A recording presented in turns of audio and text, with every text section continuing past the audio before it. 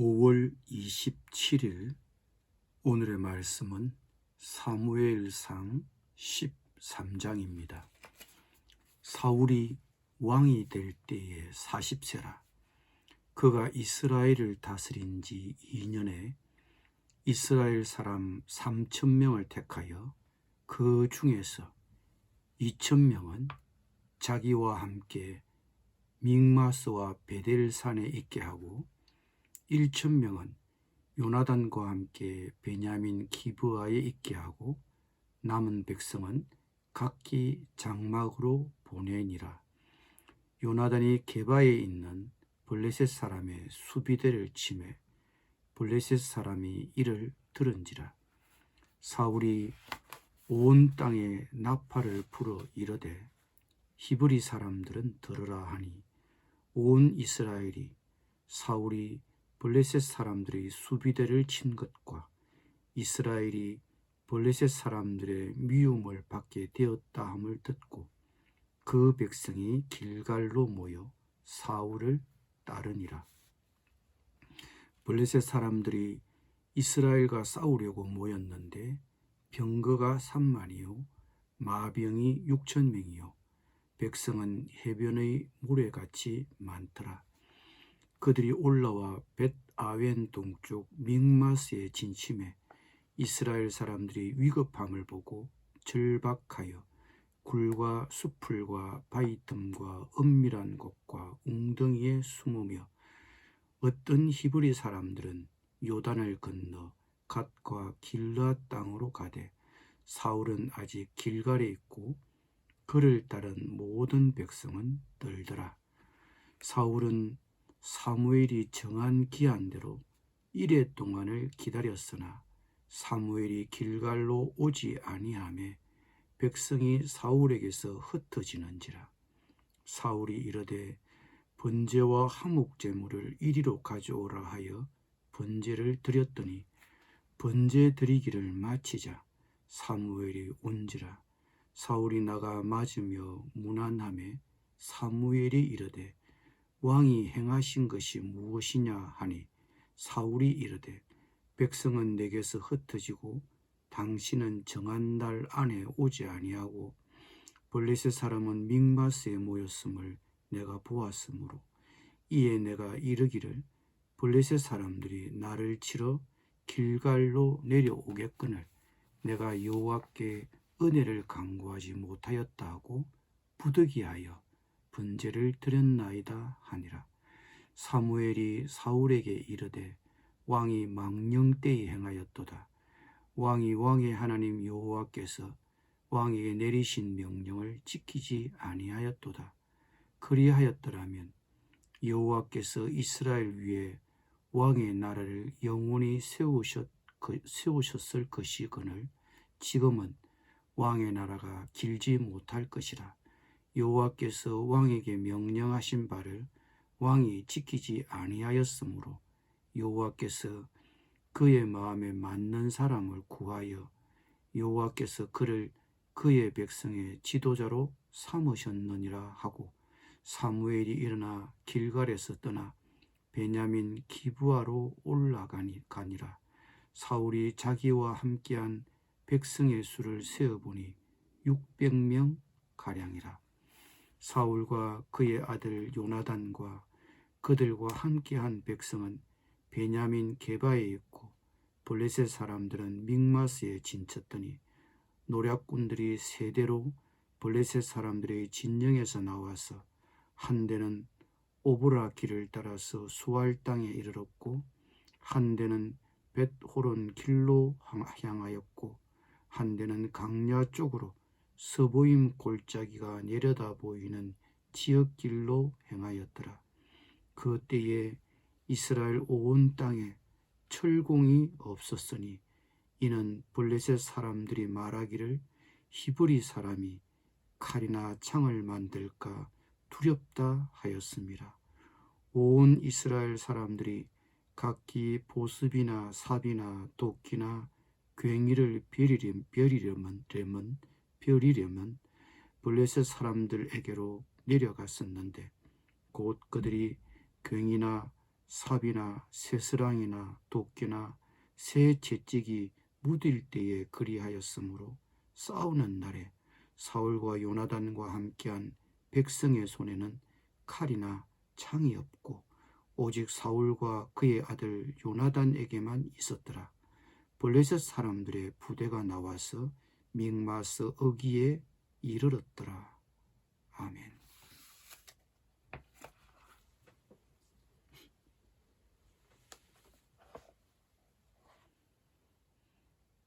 사울이 이스라엘의 왕으로서 행한 첫 번째 전쟁은 동쪽의 암몬 족속을 무찌르고 승리를 거둔 것입니다. 사울은 이 승리로 인해 공식적인 즉위식을 앞당겼습니다. 그리고 그가 왕으로서 행한 두 번째 전쟁은 서쪽의 적인 블레셋과의 전투에서 승리한 것입니다. 사울의 아들 요나단이 이스라엘 국경 쪽에 있던 블레셋 수비대를 습격한 것이 전쟁의 발단이 되었으며 이 작은 충돌이 결국 이스라엘과 블레셋의 전면전으로 확대된 것입니다. 사울의 아들 요나단의 이런 도발은 벌집을 쑤신 것처럼 블레셋의 적개심을 자극했습니다. 사울 왕은 일전을 준비하기 위해 길갈로 군대를 소집했습니다. 블레셋도 병력을 소집했습니다. 그러나 이스라엘은 블레셋 군대에 비해 수적으로 열세였습니다. 그러자 이스라엘은 전의를 상실하고 급에 질려 숨기에만 급급했습니다. 심지어는 요단을 건너 동쪽으로 도망가는 사람들도 있었습니다. 그런데 8절에 보면 사울 왕은 즉각 전투에 돌입하지 않고 길갈에 머물고 있습니다. 사울은 사무엘의 말대로 이래 동안 사무엘을 기다렸다고 한 것으로 보아 아마 사무엘과 사울 사이에는 일종의 협약이 있었던 것 같습니다. 전쟁에 돌입하기 전에 길갈에서 사무엘의 집전으로 하나님께 제사를 드리고 전쟁을 시작하도록 하자는 묵계가 있었을 것입니다. 사울은 서로 간의 협약대로 7일 동안 길갈에서 사무엘을 기다렸지만 사무엘은 7일이 지나도록 오지 않았습니다. 그러자 이탈자들이 생기기 시작했습니다. 어렵게 모인 백성들이 전쟁도 시작되기 전에 흩어져 버릴 위기에 몰린 것입니다. 그러자 다급해진 사울은 자신이 직접 제주가 되어 제사를 드렸습니다. 그런데 제사가 끝나자마자 사무엘이 도착했습니다. 황급히 사울이 사무엘을 맞았지만 사무엘은 사울의 인사를 거절하고 녹이 띤 음성으로 사울을 다그쳤습니다. 임금님이 어찌하여 이런 일을 하셨습니까? 사울은 정직하게 변명했습니다. 백성은 나에게서 떠나 흩어지고 제사장께서는 약속한 날짜에 오시지도 않고 블레셋 사람은 믹마스에 모여들고 있었습니다. 이러다가는 제가 주님께 은혜를 구하기도 전에 블레셋 사람이 길갈로 내려와서 칠 것 같은 생각이 들어 할 수 없이 번제를 드렸습니다. 부득이 제사를 드린 점에 대하여 사무엘에게 양해를 구한 것입니다. 그러나 사무엘의 반응은 차가웠습니다. 사무엘은 자신이 늦게 온 것에 대해 어떤 변명이나 사과도 없이 사울이 하나님의 명령을 어겼다는 점을 지적했습니다. 자신이 내려와서 제사를 드리고 전쟁을 시작해야 하는 것이 하나님의 명령인데 그것을 사울이 어겼다는 것입니다. 그러면서 사무엘은 임금님이 하나님의 명령을 지켰더라면 임금님의 왕조가 영원히 이어질 텐데 임금님이 하나님의 명령을 지키지 않았기 때문에 임금님의 왕조가 더 이상 계속되지 못할 것이라고 사울에게 선고했습니다. 사울 왕이 폐위될 만큼 심각한 죄를 범했나요? 이것이 사울 왕이 탄핵될 만큼 심각한 범죄인가요? 사울 왕에게 길갈에서의 제사가, 전쟁에 나가기 전의 제사가 정말 심각한 것이라면 왜 사무엘이 늦게 왔습니까?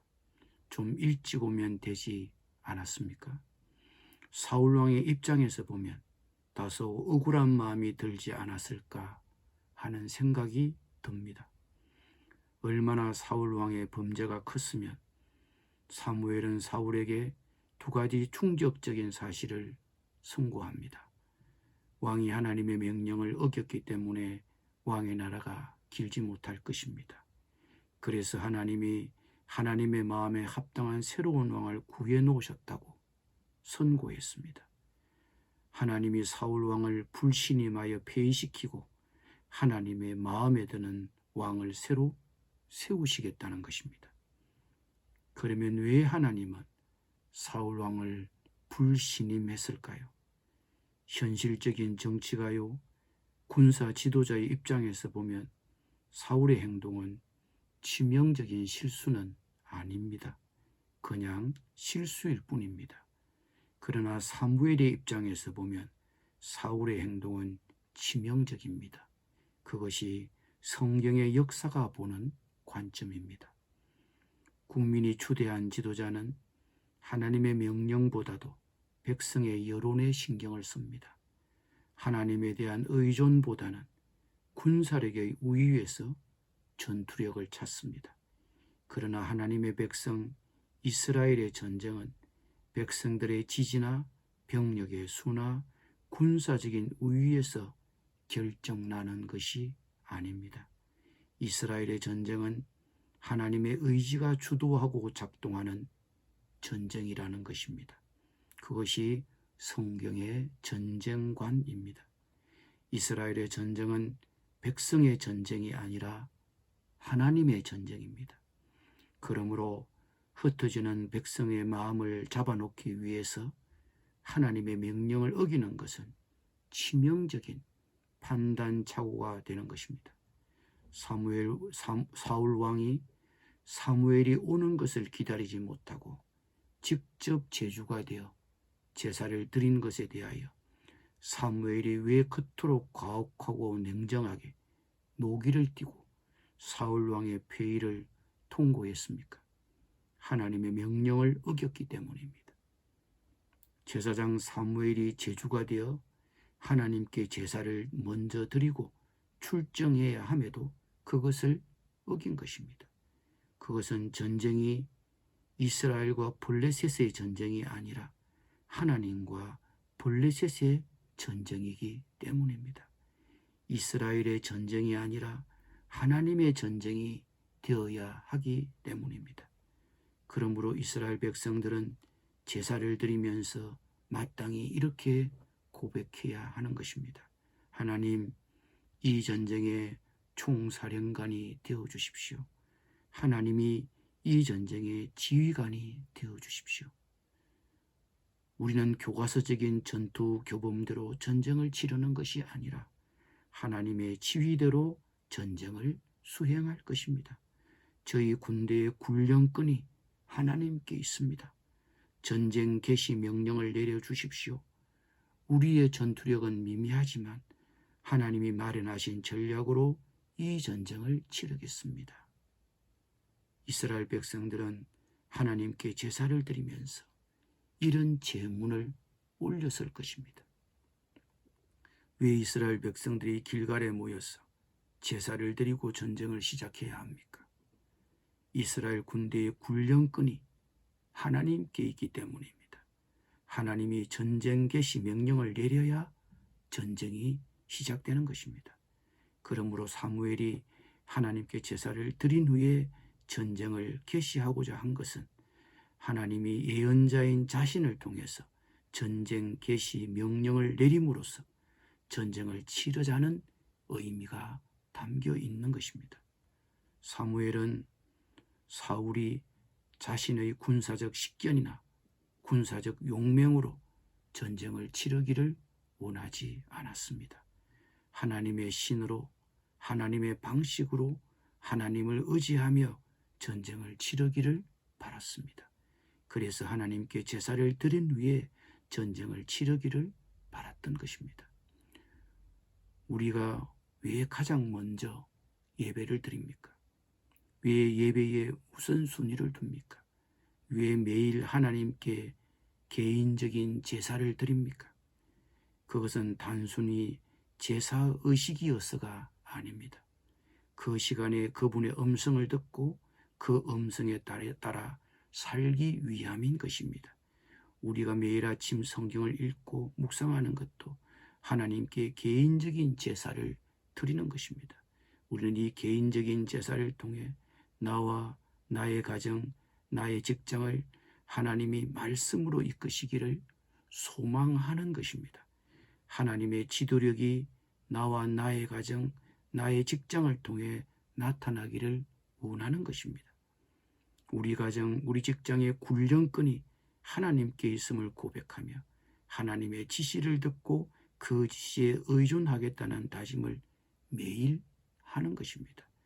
우리의 인생 승리를 하나님의 능력에서, 하나님의 지도에서 찾겠다는 고백을 매일 드리는 것입니다. 하나님의 의지가 주도하고 작동하는 나와 나의 가정, 나의 직장이 되기를 원합니까?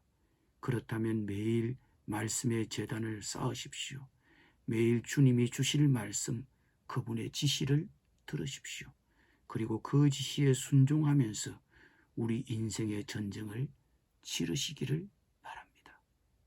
기도드리겠습니다. 주님, 우리의 예배가 회복되게 하여 주시옵소서.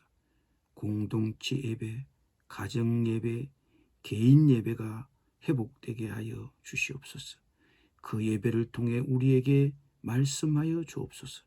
그리고 그 말씀의 지시에 따라 나와 나의 가정과 나의 공동체를 이끌게 하여 주옵소서. 그것을 그 무엇보다도 우선순위에 두게 하여 주옵소서. 예수님의 이름으로 기도드립니다. 아멘.